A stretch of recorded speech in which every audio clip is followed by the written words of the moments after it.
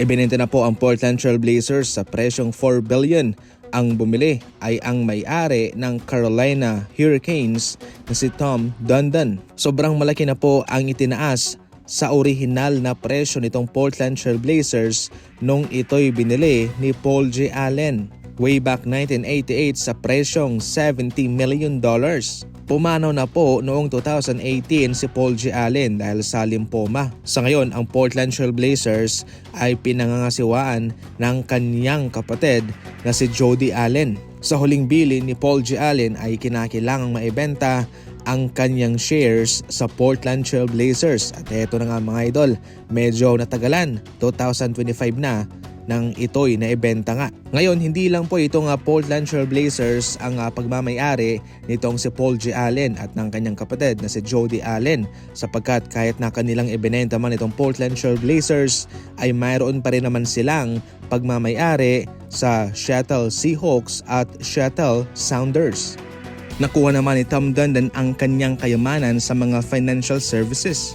Siyempre sa mga investment din na pinanggagawa niya way back 2017 sa Hurricanes at naging majority owner naman siya noong 2018. Siya ay isa rin pong supporter ng pickleball. Subalit hindi lang po si Tom Dundon ang individual na nagmamay-ari nitong Portland Trail Blazers sapagkat grupo sila at siya mismo ang nangunguna.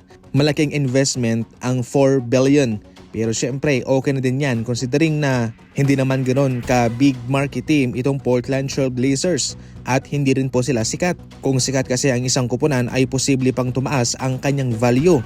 Sa mga hindi pa nakakaalam mga idol, kumikita nga ho ang Portland Trail Blazers ng nasa $339 million bawat taon.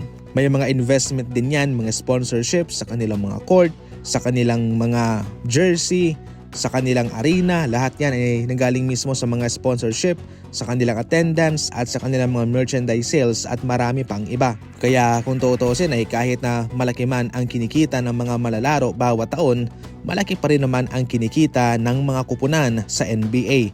At considering pa na low market team, small market team itong Portland Trail Blazers pero kumikita sila ng nasa $339 million bawat taon.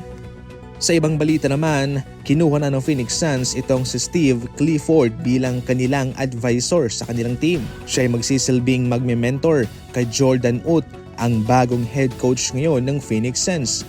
Mayaman sa experience as head coach itong si Clifford. Siya ay nakapagsilbi na sa Knicks, Rockets, Orlando Magic at sa Lakers.